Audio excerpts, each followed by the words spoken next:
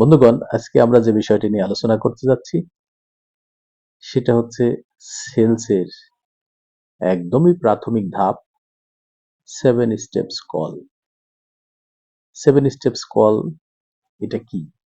এটা হচ্ছে একজন সেলসম্যান যিনি সদ্য সেলসের চাকরিতে অংশগ্রহণ করেছেন এবং মার্কেটে নিজেকে প্রতিষ্ঠিত করতে চান, নিজের জীবনে সফলতা আনতে চান, তাহলে অবশ্যই তাকে কিছু নিয়ম মানতে হবে। সেই নিয়মেরই একটি প্রাথমিক এবং আবশ্যক পালনীয় যে ধাপ সেটি হচ্ছে 7 স্টেপ কল। তো 7 স্টেপ কলটা কি? আজকে আমরা সেই 7 স্টেপ কল নিয়ে আলোচনা করি।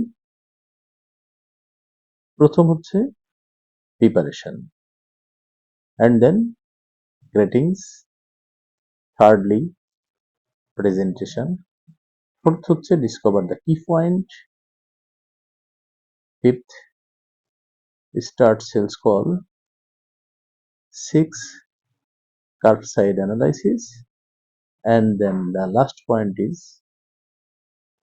8 administrative work.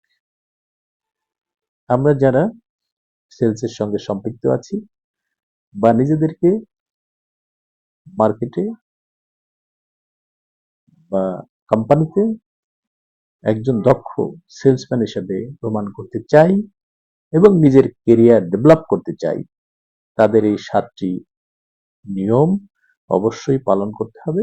আমরা পরবর্তীতে যে কোনো সময় এই 7টি পয়েন্টের বিস্তারিত আলোচনা করব। ধন্যবাদ।